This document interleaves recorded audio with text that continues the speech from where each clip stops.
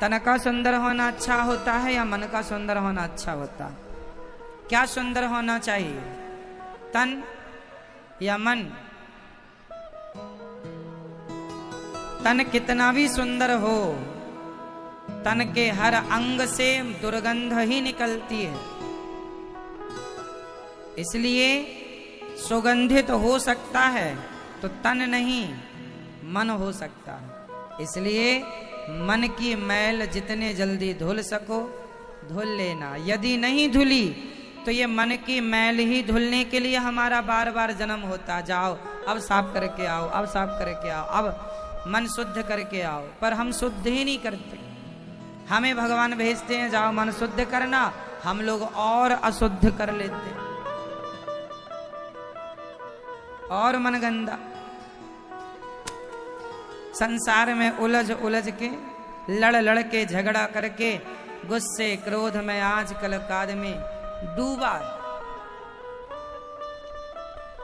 लूटने में ठगने में लगा हुआ है, बेईमानी भ्रष्टाचार करने में लगा है, चोरी करने में मस्त है।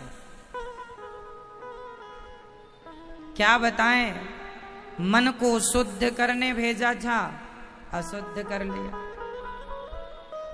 क्यों मैया? आप में से कितने लोगों ने गंगा स्नान कर लिया है? हाथ उठा लो। आप नहीं नहाए गंगा? अभी नहीं? चलो यमुना जी में स्नान कर लेना, आ गए हो तो। वैसे सत्संग की गंगा में तो नहा ही रहे हो, ये भी ठीक है। आपने गंगा नहाए, स्नान किए, जो नहाए उनसे बात कर लेते हैं।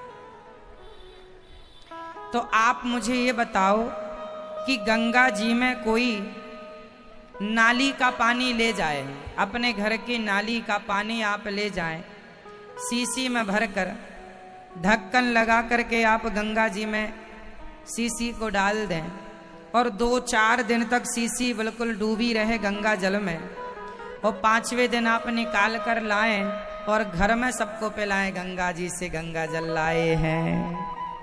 कोई पिएगा? बोलो हाँ। नहीं पिएगा। क्यों नहीं पिएगा? क्योंकि गंदा पानी है। अब मेरा सवाल आपसे कि सीसी 5 दिन तक डूबी रही गंगा जी में, वो शुद्ध क्यों नहीं हुई? क्योंकि पानी बाहर से गुजरता रहा, अंदर जैसा था वैसा ही रहा।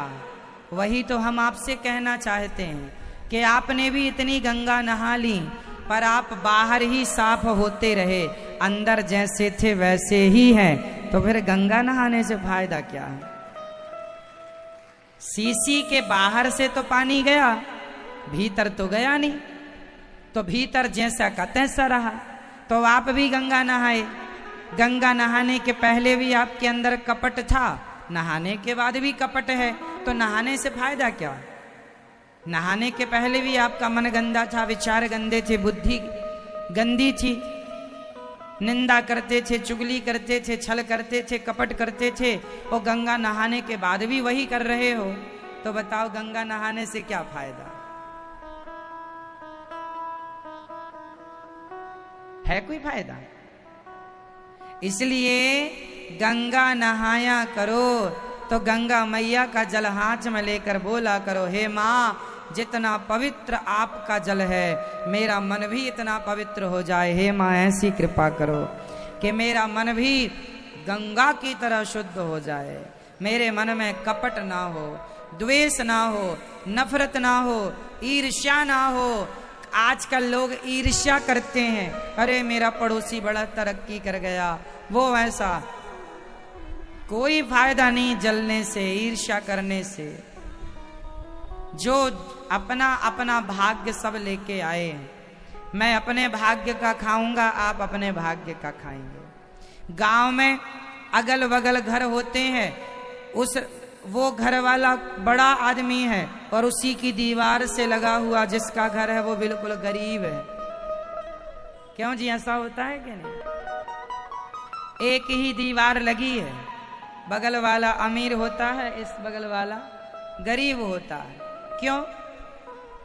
वो अपना भाग्य का खा रहा है, ये अपना भाग्य का खा रहा है। आप जलें कि जी हमारा पड़ोसी अमीर है, तो जलते रहो। माचिस की तीली,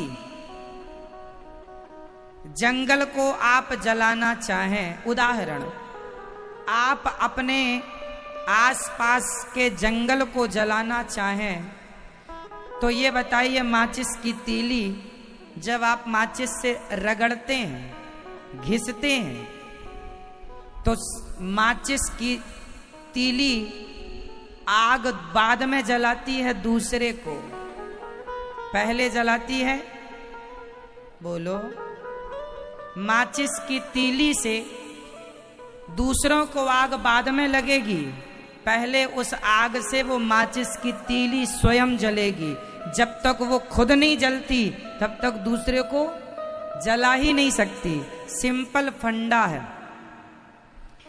आप दूसरों को यदि दुख देना चाहते हैं, आप दूसरों को जलाना चाहते हैं, तो वो बाद में जलेगा, वो बाद में दुख पाएगा। आप पहले ही दुख के गर्त में डूब जाएंगे, आप पहले ही जल जाएंगे। इसलिए मत जलाइए किसी को, मत सताइए किसी को, मत कष्ट दीजिए किसी को।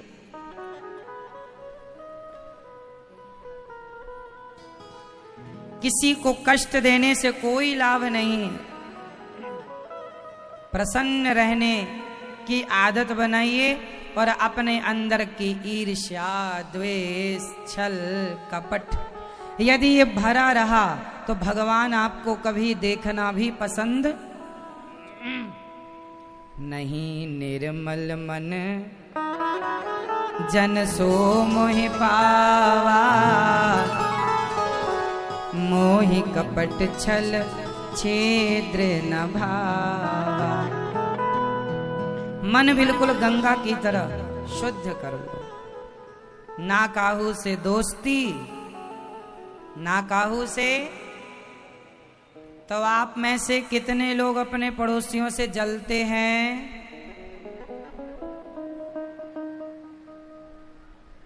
नहीं जलते? आगे से कौन कौन नहीं जलेगा? आपको क्या करना पड़ोसी से? आपको अपने से करना है। आप कैसे हैं ये जानकर हम क्या करेंगे?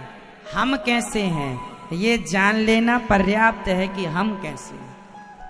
बुरा जो देखन में चला,